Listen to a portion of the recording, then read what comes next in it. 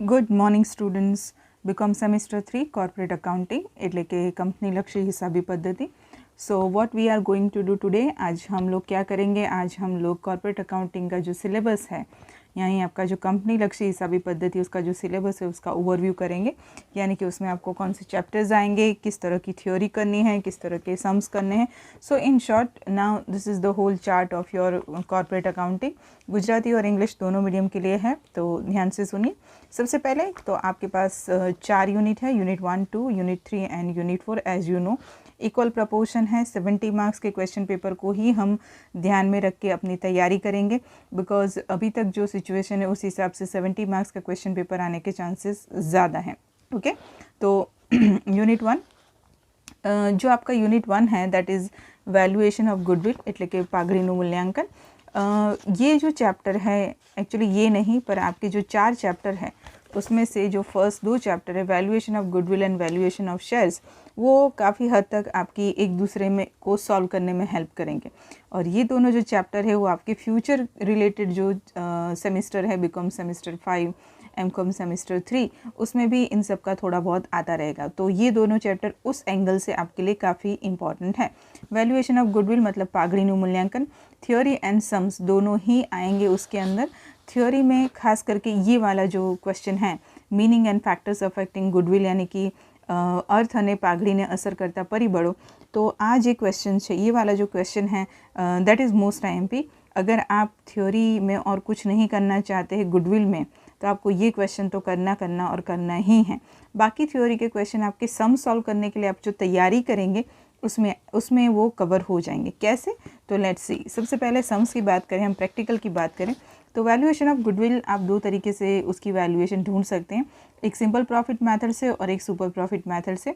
Simple profit मतलब सादा नफानी पद्धति और सुपर प्रॉफिट मतलब अधिक नफानी पद्धति. तो ये दो जो मेथड है, simple profit and super profit, उसमें ये सिंपल प्रॉफिट वाली जो मेथड है वो काफ़ी आसान है. बेसिक्स उसमें आते हैं, उसके सम्स शायद ही पूछे जाए. सम आपके ज़्यादातर इस मेथड से पूछे जाते हैं, लॉन्ग वन.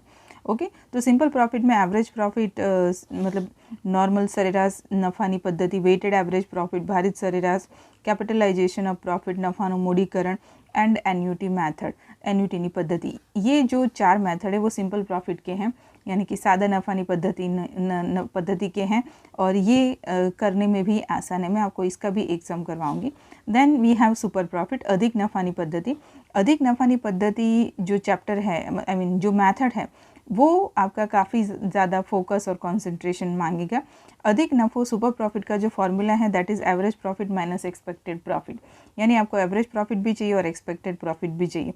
एक्सपेक्टेड प्रॉफिट ढूंढने के लिए आपको कैपिटल एम्प्लॉयड ढूंढनी पड़ती है, और ये जो है उसे ढूंढने के बाद आप एक्सपेक्टेड प्रॉफिट ढूंढ पाएंगे.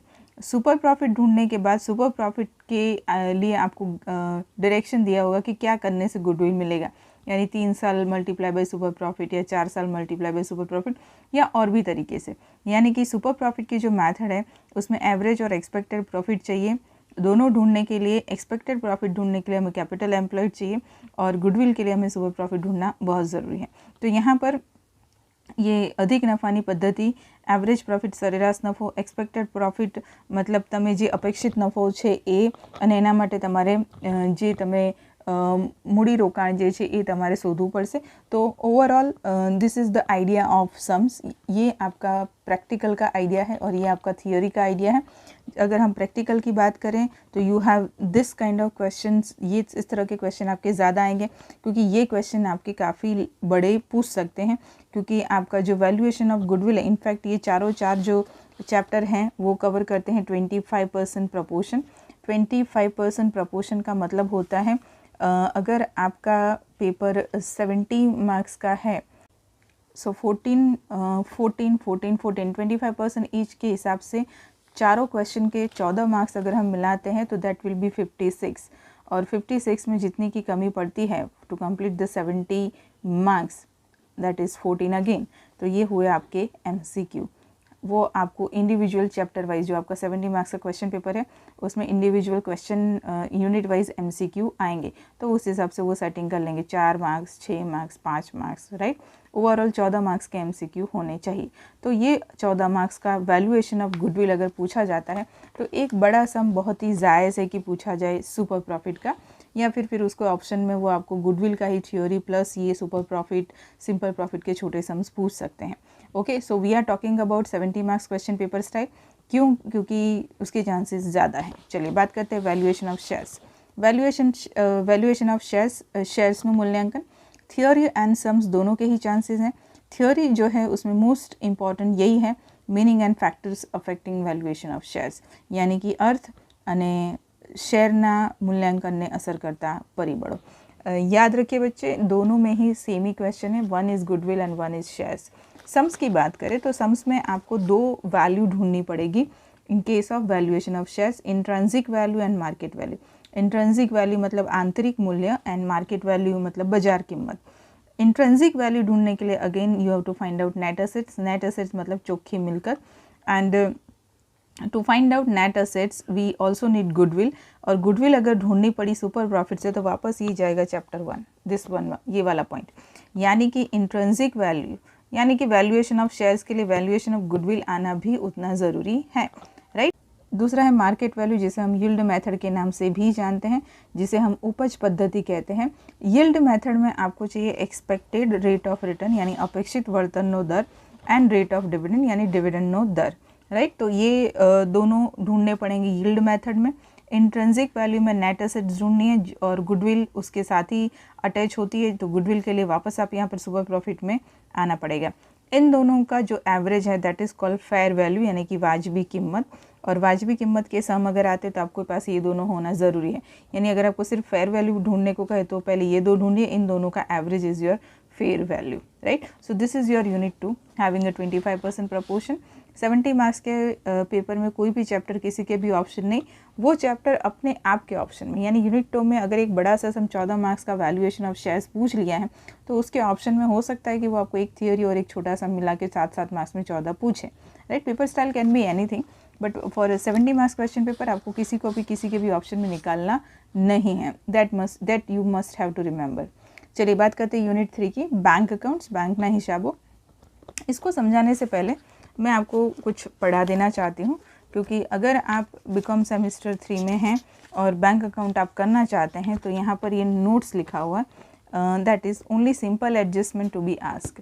मतलब सिर्फ सिंपल से जो एडजस्टमेंट है वही पूछे जाएंगे। इनकम स्टेटमेंट और balance sheet to be ask with relevant schedules. Income tax और बैलेंस शीट अगर पूछी जाती है तो उसके रिलेवेंट शेड्यूल के साथ ही पूछी जाएगी। Combined question of final account is not expected, यानी कि जो फाइनल अकाउंट हम बनाते हैं उसके जो कंबाइंड क्वेश्चन हैं वो पूछे जाएंगे नहीं। मैं आपको गुजराती मीडियम में भी पढ़ा देती हूँ। फक्त सरल हवाला पूछवाना રહેશે। આવકનું પત્ર એટલે કે નફા નુકસાન ખાતું અને પાકું સરવૈયું તેને સંબંધિત પરિશિષ્ટો સાથે પૂછવું, परंतु वार्षिक हिसाबों संयुक्त दाखला पूछवा नहीं। यानी कि या तो सिर्फ नफ़ा नुकसान खातू या तो सिर्फ पाकू सरवई, और उन दोनों के शेड्यूल्स जो भी रिलेटेड है वो दोनों साथ में मिलकर एक बड़ा कंबाइंड क्वेश्चन पूछा जाएगा नहीं। तो ये पढ़ने के बाद ही बैंक अकाउंट करें। बैंक अकाउंट में सिंपल एडजस्टमेंट वाले सम आएंगे। अब मैं आपको यहाँ पर ही बता देती हूँ कि क्या आ सकता है। सबसे पहले थियोरी, तो yes theory is that functions किसके, बैंक ना कार्यों। देन बैंक एडवांसेस के क्लासिफिकेशन, वर्गीकरण, बैंक एडवांसेस નું क्लासिफिकेशन ऑफ इन्वेस्टमेंट, રોકાણોનું वर्गीकरण। Then you have a new format of balance sheet and P&L account, और you can say income statement. क्योंकि बैंक के बैलेंस शीट और P&L अकाउंट हमारी नॉर्मल कंपनी की बैलेंस शीट और P&L अकाउंट से रिवर्स होते हैं। जो चीज़ हमारे लिए एसेट होती है वो बैंक के लिए लायबिलिटी होती है, जो चीज़ हमारे लिए लायबिलिटी होती है वो बैंक के लिए एसेट्स होती है। तो be careful in that case, okay. And then you have to learn schedules. चलिए सम्स क्या आएंगे, तो सम्स में जर्नल एंट्रीज ज़्यादा आएगी। किस चीज़ की जर्नल एंट्रीज आएगी, तो डाउटफुल डेब्ट्स की, rebate of bill discounts, LCOB, loan, cash credit, overdraft and bad dept and bad dept reserve. And the schedules 13 to 16, यही आपको लर्न करना है, राइट। इन पहले जो हैं उनकी जर्नल एंट्रीज और जर्नल एंट्रीज पर से आपको छोटे छोटे अकाउंट बनाने पड़ेंगे जो आपको पता है। एंड 13 to 16 का 13, 14, 15, 16 13 to 16 का मतलब है 13, 14, 15, 16, ये 4 शेड्यूल्स आपको लर्न कर लेने हैं।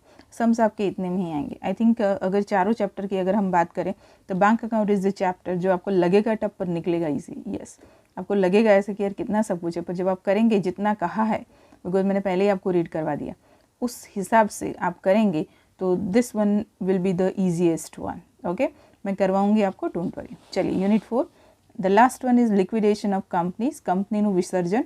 थ्योरी एंड सम्स, थ्योरी का बहुत कम चांसेस है, बस एक ही है, लिक्विडेटर का जो डिसबर्समेंट होता है, लिक्विडेटर ने जावक और नक्की करवानी, उसमें जो पॉइंट्स हैं उसको थ्योरी में आप पूछे जाने के चांसेस हैं।